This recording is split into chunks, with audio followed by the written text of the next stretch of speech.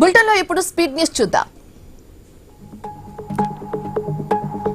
హైదరాబాద్ లోని ఇందిరా పార్క్ వద్ద రిటైర్డ్ ఉద్యోగులు ధర్నా చేపట్టారు. కాంగ్రెస్ ప్రభుత్వం ఏర్పడి 2 ఏళ్లైనా తమ సమస్యలు పరిష్కారం కాలేదన్నారు. ఉద్యోగులకు నగదు రహిత వైద్య సదుపాయాన్ని అమలు చేస్తామని హామీ ఇచ్చి మాట తప్పిందని మండిపడ్డారు.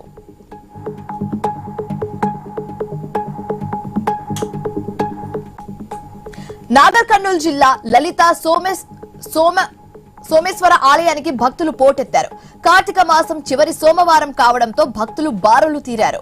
కృష్ణా నదిలో పుణ్య స్నానాలు ఆచరించి ద్వాదశ జ్యోతిర్లింగాలను దర్శించుకుంటున్నారు.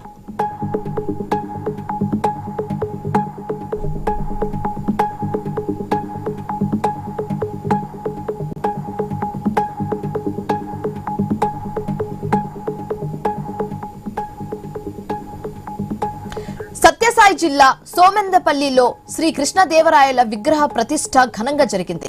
బలిజా సంఘం ఆధ్వర్యంలో విగ్రహాన్ని ప్రతిష్ఠించారు. బలిజా కులస్తులకు కమిటీ హాల్ నిర్మాణానికి కూటమి ప్రభుత్వం స్థలం కేటాయించాలని ఎంపీ పార్థసారథి కోరారు.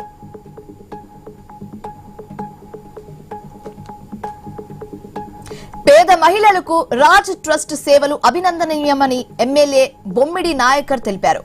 పేరుపాలెంలో 50 మంది మహిళలకు ఉచితంగా టైలరింగ్ లో శిక్షణ ఇచ్చి కుట్టు మిషన్స్ అందించారు. ట్రస్ట్ అధ్యక్షులు గంట రాజ్ కుమార్, గంట సుందర్ కుమార్లను ఎమ్మెల్యే అభినందించారు.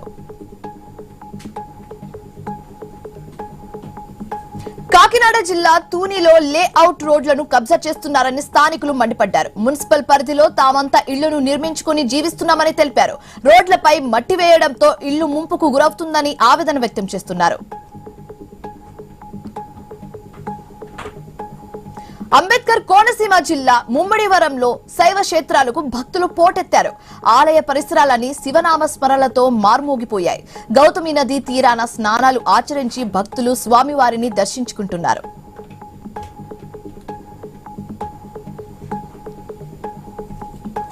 కాళేశ్వరానికి భక్తులు పోటెత్తారు. కార్తీక మాసం చివరి సోమవారం కావడంతో ముక్తేశ్వర స్వామి వారిని దర్శించుకుని మొక్కులు చెల్లించుకుంటున్నారు.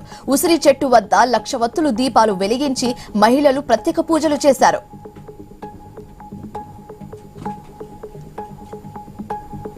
వైసీపీ హయాంలో పరిశ్రమలకు సంబంధించిన ఒక్క ఎంఓయూ జరగలేదన్నారు ఎంపీ పుట్టా మహేష్.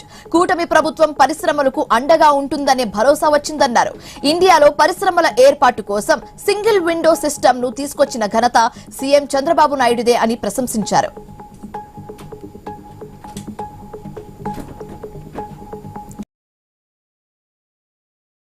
నెల్లూరు జిల్లాలో ఘోర రోడ్ ప్రమాదం జరిగింది. ఈ ప్రమాదంలో 2 అక్కడికక్కడే మృతి చెందగా మరో 5గురికి తీవ్ర గాయాలయ్యాయి.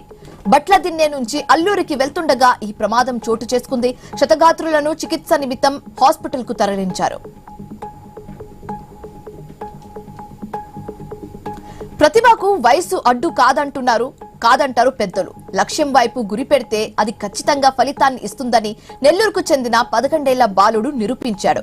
కళ్లకు గంతలు కట్టుకొని 5 నిమిషాల 24 సెకండ్లలో 30 క్యూబ్స్ తో బాలుడు చేసిన ప్రతిభ అందరినీ ఆశ్చర్యానికి గురి చేసింది.